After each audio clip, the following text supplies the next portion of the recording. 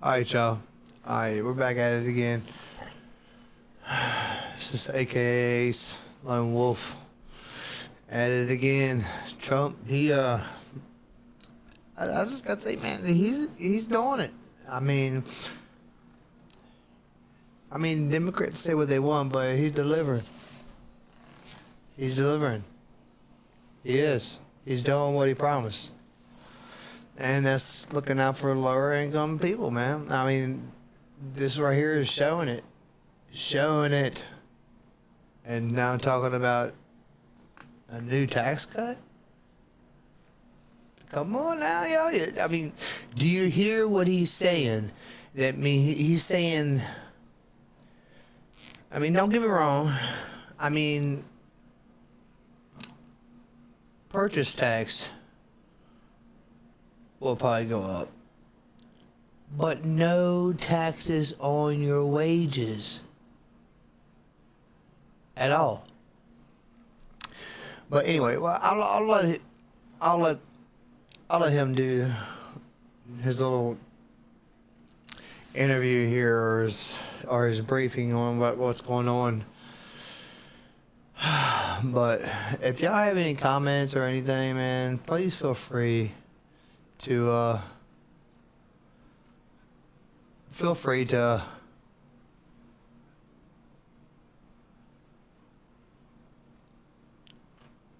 throw whatever you like out there on the chat. But further ado, let's get back to the video and let's see what's going on. The greatest scam in American history, the Green New scam, and it's a quest to end the gasoline-powered car. This is what they wanted to do, even though we have more gasoline than any other country by far. And people want the gasoline car. They want everything. They want electric. They want to have lots of alternatives, but they do want the gasoline car. Right now, it's leading away by a lot. The car business is a very interesting business, but we want to keep it that way.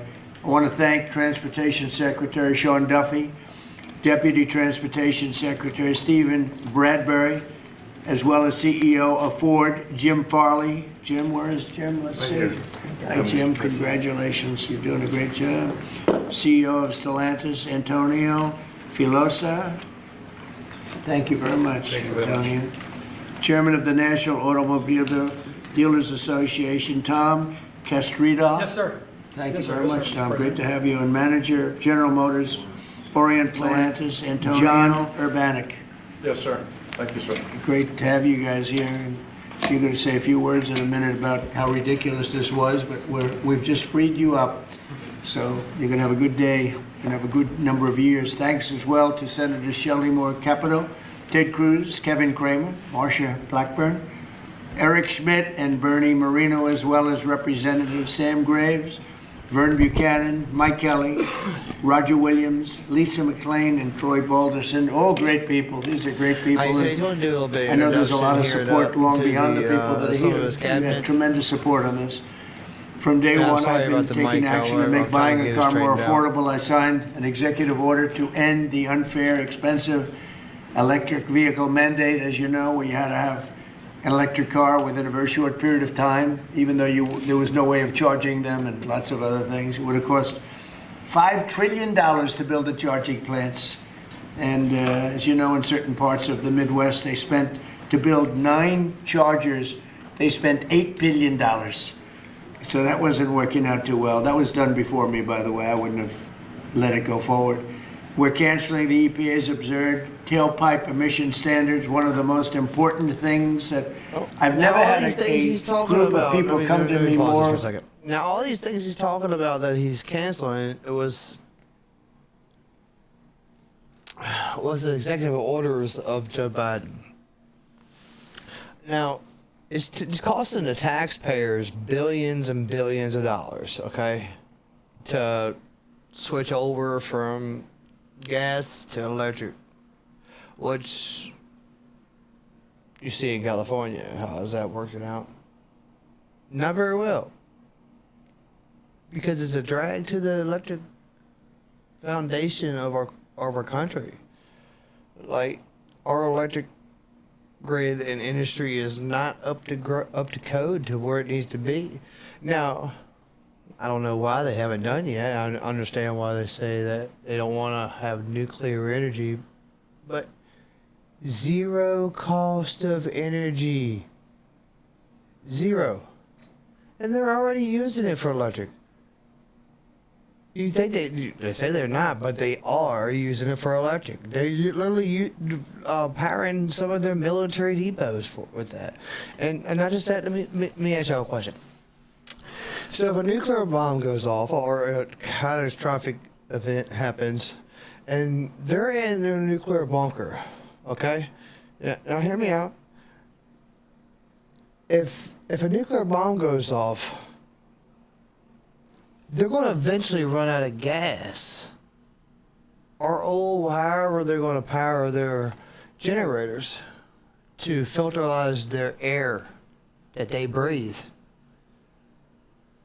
Because without the air underneath those tunnels, you're not going to breathe. You're going to die. I mean, maybe not immediately, but excuse me, but you are going to die. Now, if you have nuclear energy, you can power them forever. Forever. So, if you think that they don't have nuclear energy going on, okay. But anyway, we'll get back to the video. More powerfully and really just devastated that they had to do it. It was killing them than the automobile manufacturers, the tailpipe emission standards. And I can tell you, your people at Ford were coming to me all the time and they were saying, like, please, it doesn't do anything and it's killing us. And it's driving the cost through the roof. And we revoked Biden's emissions waiver for California so that California communists could not regulate the automobile industry and ruin the entire nation of automobiles. And they were doing that too. But we have that now under control also with your governor, who's got much more than he can control. Now, under the new rules being issued today by Secretary Duffy, the Department of Transportation will rescind the Biden fuel economy prices. And I hate to say that because they were really not economy. They were really, they were anti-economy. They were horrible what they were doing to the costs and actually making the car much worse. But these policies forced automakers to build cars using expensive technologies that drove up costs, drove up prices, and made the car much worse. The action is expected to save the typical consumer at least $1,000 off the price of a new car, and we think substantially more than that. Under the Trump administration, $70 billion are now being invested in the American auto industry. Ford has announced it will invest $5 billion across its Kentucky and Michigan plants. Is that a correct statement? That's right. That's a lot, $5 billion. You could do more. Creating at least 4,000 new jobs. Stellantis announced that it will invest $13 billion to expand its U.S.-based manufacturing by more than 50% and open new manufacturing facilities across the country. And I think a big part of that is also the tariffs. Because of tariffs, they're coming in. Not only the automobile industry, AI, we're leading China in AI, we're leading everybody in AI, we're leading everybody in everything. We have the hottest country right now. I will tell you, a lot of political people behind me, great political people, very successful political people. We have the hottest country anywhere in the world. 1 year ago, we had a dead country, and now we have the hottest country anywhere in the world. And it started from November 5th, but it also started when we did the tariffs, and we've had tremendous support on the tariffs. It's bringing in trillions of dollars of wealth. It's bringing in national security. Now, this is where you guys want to start talking about 8 wars, and of the 8 wars, 5 of them have been because of tariffs and trade. So they're very. This is where you guys start talking about about tariffs and how good they're going and what all maybe might be coming up. But I mean, it'd be nice. I mean, don't get me wrong. important. And General Motors plans to invest $4 billion as it brings its manufacturing back to the United States from Mexico. After falling by 5% under Biden, U.S. auto production has surged by 10% so far this year. You know, I won the auto workers vote, but now even the head of the auto workers said Trump is the greatest president we've ever seen. And he happens to be right about that.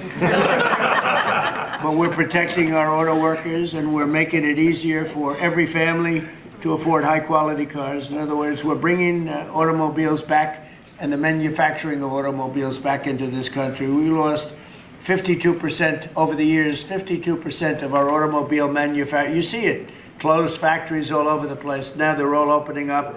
They're being, in most cases, they're being knocked down, and new ones are being built in their place. And a big beneficiary is the state of Michigan, but South Carolina, even states that didn't really do too much with the automobiles, they're opening up plants. It's been amazing. So between automobile plants, AI plants, and plants of every other nation, really every other type, including chips, we're going to have a big percentage of the chip market very soon. Not because of the CHIPS Act, which was horrible and ridiculous, where we just gave these companies billions and billions of dollars, and they just kept the money, but because of what we did with tariffs.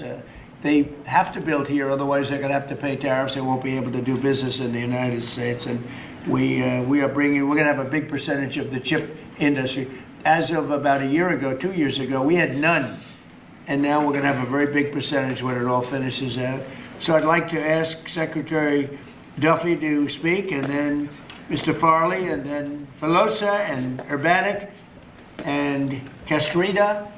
And also, we're going to ask some of our political leaders to speak, because let me tell you, they went out of their way. This was not easy. And people were brainwashed. This is a green new scam. And people were paying too much for a car that didn't work as well.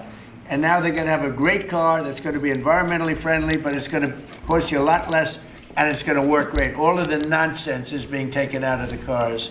So, Secretary Duffy, could you say a few words? Thank you, Mr. President. So yesterday at the cabinet meeting, the president was talking about affordability, and the way that Democrats talk about affordability is a lie. Today is a perfect example of that. So these cafes. All right. So, but anyways, so yeah, I mean, if that happens, that would be crazy. Crazy. But then again,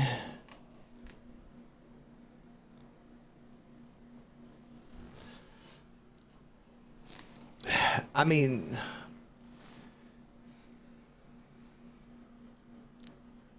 what about all the money that we've already paid in? You understand what I'm saying? Like the past, the people that's paid taxes in the past 200 years or 150 years, however long we've had taxation is since 1800s, I think.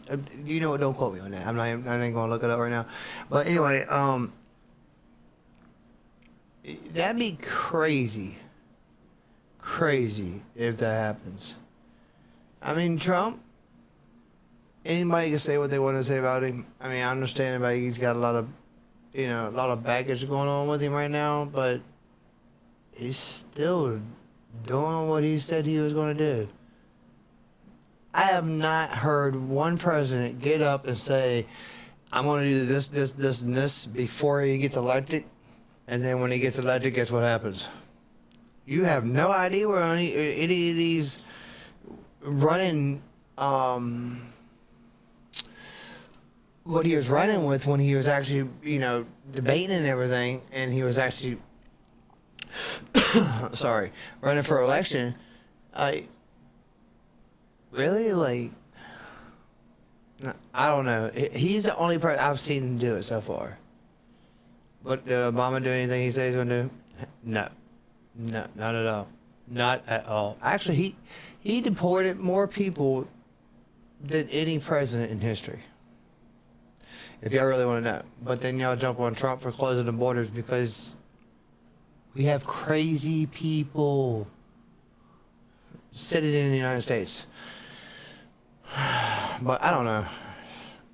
I don't know. Y'all think of what you want? Y'all let me know. Y'all jump in the chat. Let me know what y'all think. Alright. Sorry about that. My bad. It's 7:30 in the morning here. But anyway, I hope y'all have a great day. Safe day. Be careful out there. This world's getting a little crazy, you know. But hopefully y'all tune in more, and hopefully y'all get a little education about what's going on around the world. I appreciate y'all tuning in if y'all did. If you didn't, and if y'all just new scrubbers turning in, or I'm sorry, new people tuning in, please subscribe and like. Really appreciate it. Won't cost you nothing. It's free. All it takes is 1 second to hit the button. Alright. Hope y'all have a wonderful and safe day, and Merry Christmas to everybody that's watching.